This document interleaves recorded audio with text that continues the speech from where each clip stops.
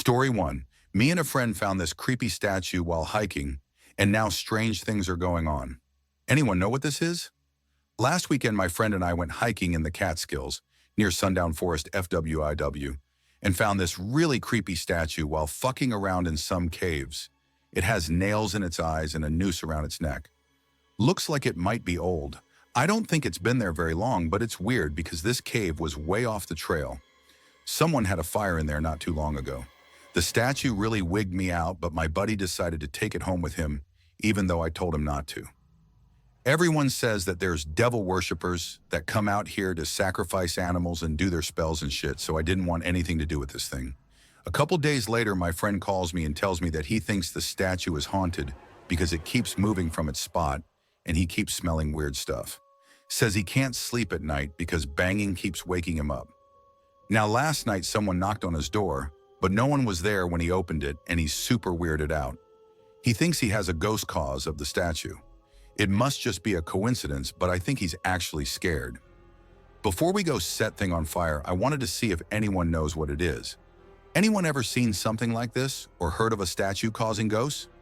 Throw away because I didn't want to use my main account for spoopy stuff. Eat it. My friend showed up here at like 11:30. He's out of his mind scared. Never seen him like this before. I'm going to do my best to remember everything he just told me because it was a lot. But long story short, he's sleeping over because something is in his house. We found the statue on Sunday, and like I said, I told him not to take to because it gave me bad vibes, but he took it anyway. He's been an atheist as long as I've known him, so when he told that something was going on, I thought he was just fucking with me because I knows I like to watch paranormal shows. He always made fun of me for it. It started out just as knocks and banging, but he said that by Wednesday he started waking up in the middle of the night feeling like someone was watching. This kept happening through the week, and every time he'd wake up, he would smell a really strong scent like pond water. He doesn't believe any of this stuff, so he just ignored it until a few days ago, when the statue moved from his desk into his living room. He says that every night since Thursday, it's moved into a different room than where he left it. He thought it was his dog moving it around because it smelled funny, but his dog won't go anywhere near it. He says that she's actually peed in the house 3 nights in a row, and she's never ever done that. Last night, someone knocked on his door at 3 in the morning, but when he went to open it, there was no one there. His motion lights weren't on, and there weren't any cars in his driveway. He said that he opened up the door to look outside, and that's when he knew that he made a big mistake, like he just felt like he shouldn't have opened his door. That's why I made this post in the first place. At that point, I didn't have any reason not to believe him because it had gone way beyond a joke. And he actually sounded really fucking scared on the phone. He kept telling me that he was going to burn the statue because he knows that something followed him home. Anyway, he stayed up all night and then decided to go to the movies to take his mind off of it. When he got home, he said it felt like everything was fine, and he decided to finally go to bed. This is where it gets super fucked up. He says that when he woke up, which wasn't until like 10, it was because his dog was barking like crazy. He said the pond water smell was stronger than ever, and when he went out into his hallway, he saw all of these muddy footprints everywhere. Not like shoe prints, but barefoot. All of his doors and windows were locked. After someone knocked on his door, he freaked out and made sure everything was locked up. So there's no fucking way anyone could have gotten inside. Sitting in the living room was the fucking statue, which had moved again. And he says that when he started to go near it, he had someone breathing like his grandpa with the tracheotomy. He pieced the fuck out, and now he and his dog are sleeping in my guest room tonight. I've never seen him this scared, and he even started crying. I have no fucking idea what due to. I believe him because he has no reason to lie about this, because it's way too far to be a joke now. I know that everyone says not to burn it or whatever, so what the fuck do we do? He wants me to go to his house to get the statue tomorrow, but I'm too fucking freaked out to take it back to where we found it because I don't want to see whoever put there. Story 2, why I won't forget my first fire call. For context, I've been a junior firefighter for a little over a year now, and I've been working at a very old and arguably haunted firehouse. Junior firefighters can go on calls. However, we obviously are not interior firefighters. We provide exterior support and scavenge for anything that survived the fire when it's been put out. My first call happened 3 months into my career. I was excited and nervous. I rode with the chaplain, another junior, and 3 interior firefighters, not including those in the front seats. One of whom I didn't recognize. I thought this was because there were still people I hadn't met, and that was true. I still only knew a handful of people at the station, so I sat in the extra seat you have to pull down. Also, on the truck and engine, we put on sound-canceling headsets to drown out the loud siren and help us communicate. They're a bit weird, and you have to hold the microphone less than a half-inch up to your mouth to talk and be heard. On the way there, the other junior said something, and I couldn't hear it, so I just assumed he said something about this being my first call or something. We arrived on scene, and the first thing I noticed after the fire was the crowd. So me and the other junior provided crowd control while the engine showed up with exterior firefighters. I honestly don't remember much from this. The prior excitement had boiled into fear and anxiety. The 3 interior firefighters went in, and truth be told, the fire wasn't all that bad in hindsight. However, I would see much worse fires. Anyway, I'm not sure how much time passed, but before I knew it, the fire was still burning the house, and 2 of the interior firefighters were back outside, as their air cylinder had run out. Then I remembered the 3rd guy, and I asked the other junior how long the guy sitting across from me on the truck had been at the station, as he seemed to have great composure and could maintain calm breathing in a fire. I had only seen him in turnout gear, so I didn't know his body type. The other junior looked at me and said, "We only had 2 interior firefighters on the call with us, and I told you on our way there that you didn't need to sit in the spare seat." Confused, I approached the chaplain and asked him if we had 3 interiors on the truck with us. He said no. When the fire was put out, we went inside and did our thing. I found no trace of another firefighter. When we got back to the station, I asked the chief about the man. I gave a good description, I think, and the chief gave a confused but interested stare. He brought me to the off-duty room upstairs and showed me a picture on the wall and pointed to a firefighter in his turnout gear, along with a much younger chief, and asked me if that was the man I saw. It was, and I told him this. He told me his name and that he passed away from lung cancer in 2002. A lot of firefighters die this way, sadly, and I doubt he was the only one to die this way at our station. I believe he was watching over me on my first call, as I'm sure he did with the other junior. Story 3, the nanny tried to warn me, house sitting gone horribly wrong. This happened a few years back in a mountain suburb of Vancouver, Canada. This really happened, although I wish it didn't. My aunt had just purchased a beautiful old home in this neighborhood, but being a business executive, she often traveled around Canada for work purposes. Her 2 children were at their dad's home for an extended period, and their live-in nanny went back to her home abroad for a much-deserved break. Therefore, my aunt asked if I could house sit, as the large home would be unoccupied, and she felt uncomfortable with that. I agreed to this, thinking it would be a small weekend break where I could lounge around and raid their fridge. The drive was about 1.5 hours from my place, and I was generally eager about the whole thing. The nanny, who we were all very close to, and who was like a second mother to my younger cousins, warned me before leaving that she thought the house was haunted. The country where she was from, the Philippines, has strong beliefs about the paranormal and ghosts, and said that she routinely saw a woman dressed in Victorian clothing by the outdoor pool. She told me to do some special prayers for protection. Being a believer in the paranormal and experiencing things myself before in unrelated incidents, I took her seriously and was a bit frightened, but I figured at this point it was too late to back out. She left and I settled into the home. The first few hours were pretty uneventful. I just watched some TV, browsed the internet, and read some of their tabletop magazines. Eventually, I sort of forgot about what she had said about the haunting. I ate dinner, took a brief swim, and then things started getting a bit weird. I had that familiar feeling of being watched that most people report when speaking of the paranormal. I tried my best to shrug it off and realized that I had forgotten an extra towel outside on one of the patio chairs back when I was swimming. When I went outdoors, the towel was floating in the middle of the pool. This freaked me out a bit, but I forced myself to calm down and watch TV, hoping it would distract me. I was watching reruns of My So-Called Life when the faucet in the kitchen began to pour water. I went to turn it off and noticed that a single plate lay in the center of the floor face down.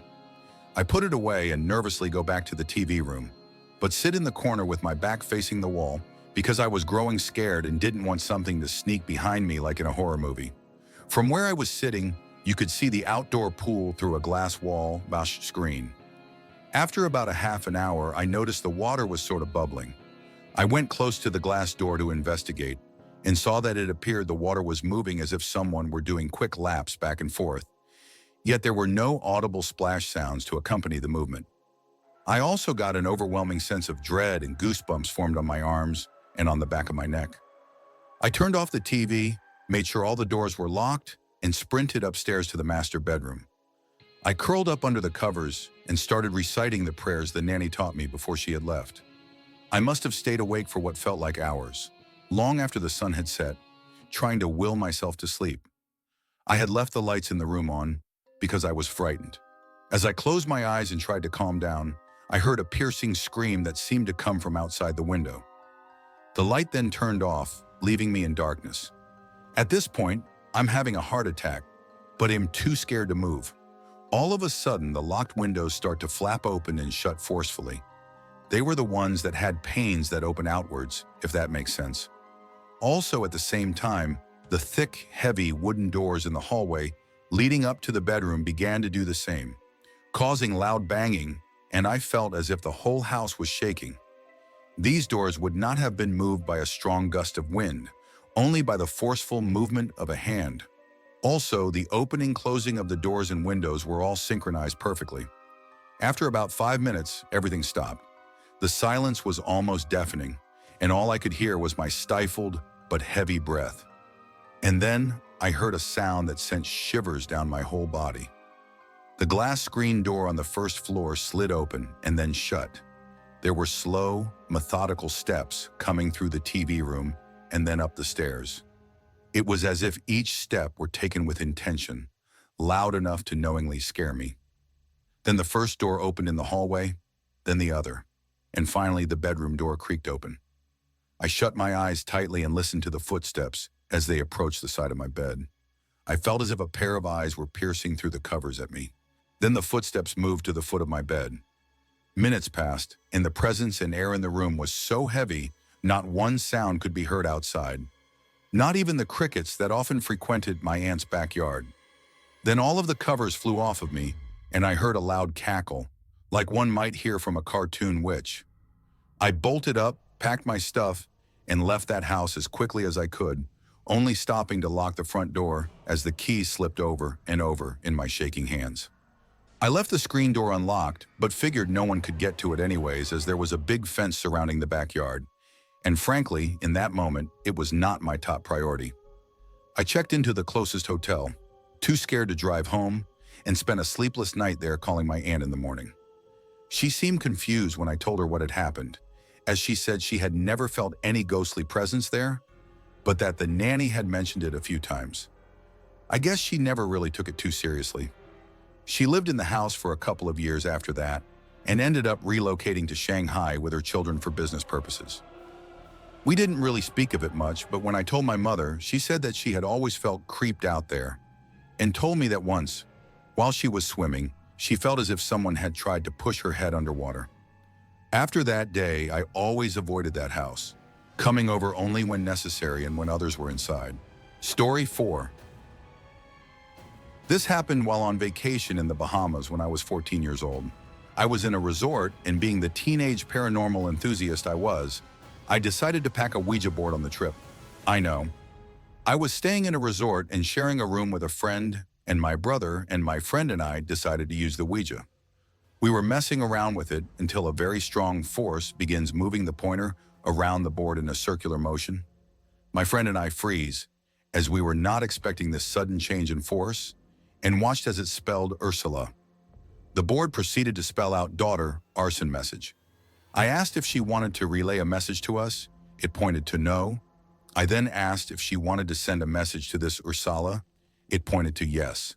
The message was, "Tell Ursula mommy loves," which we deducted meant, "Tell my daughter Ursula I love her." I asked about the arson comment, and it spelled "I die," which we then deducted that her mother had recently died in arson. My last question was, how do I find Ursula? It spelled resort. We woke my brother up and told him what happened, and he was just as curious as us. We vowed to find her at the resort in the morning. Meekly, I went up to the front desk at the reception and asked, Um, is there someone who works here named Ursula? I'm not sure what I was expecting, but the woman shot me a look and said, Yeah, but she left for her mother's funeral in Nassau a few days back. This sent chills up my spine. I decided to write her a letter saying her mother loves her and is with her and asked if they would give it to her. I'm not sure it was the right thing to do, but I was stumped. Fast forward 2 years, my family and I go back to the same resort. I'm sitting for breakfast and a woman pours us water. I look at her name tag, which reads Ursula. At that point, however, I'm too shy to bring it up to her, and perhaps she might not want to talk about it with a complete stranger, which is understandable. After this, I stopped using the Ouija board as it freaked me out. Ursula is not a common name, especially with that spelling, and I can only hope if she did indeed receive my message, it was well received. Story 5. Weird ghost thing my family has seen through the decades. Does anyone know a creature it could be? We are from rural Ireland. When my father was younger, he was walking home late at night and saw a white goat-like creature with a woman's head and long hair. It had arms sticking out of its head. It nearly gave him a heart attack, but didn't do anything. Several years later, my uncle, on my mother's side, not father's, was walking back to his parents' house, which is in back arse of nowhere, Ireland, through the fields. His neighbor had a pucan, which is the Irish word for a male goat, and he thought he saw the goat caught up in barbed wiring, so he went to check it. He said the thing looked up at him with a woman's face and smiled when he went to free it, and he ran home, and my mother, who had dinner on for him in her parents' house, said he genuinely looked as though he was going to die with fright. Just last night, my 12-year-old cousin texted her dad, my other uncle on my mother's side, the brother of the man who thought the thing was a pecan, to tell him to come and get her from her room because something was screaming outside her window and she was too afraid to move. Assuming it was a fox, he went to the window to check, and he said he saw a creature that looked like a goat body with a woman's head. The thing looked at him and bolted. Here is the thing. My uncle and grandmother live on the same lane. My mother's family grew up at the bottom of it, and then my mother's brother built a house on it to be close to her. My whole family maintained the lane as haunted because it used to be a route for the headless hunt. My grandmother saw something on the lane that she refuses to speak about, and I wonder if it's the same thing. Story 6. Something is messing with my son. I have a 1-year-old, perfect baby boy. I live in a trailer, so you can hear everything's. It's pretty nice inside, but I did take off his bedroom door because I just did relevant. So my room is right down the hall. My husband and I were fast asleep, and about 2:30 I hear children's voices. Not babies, children's.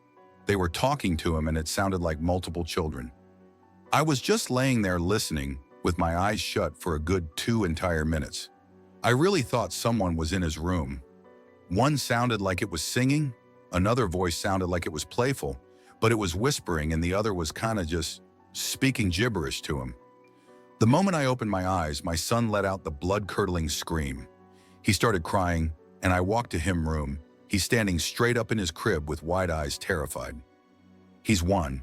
He doesn't talk, but he's good at communicating otherwise. I took him out to the family room, turned on the TV, and he couldn't stop staring down the hall. And the end of the hall is his room, and at one point this dark mass was just stagnant there and slowly went away. He eventually fell asleep, so I laid him back down. 30 minutes later, he's crying again, and I can hear rustling around, which I assumed was him. So I picked him back up and took him back to the couch. This kid is petrified of something in his room. He's always been amazing at sleeping through the night, but lately some strange things have been happening, and he keeps waking up the same time every night. Am I crazy? What should I do?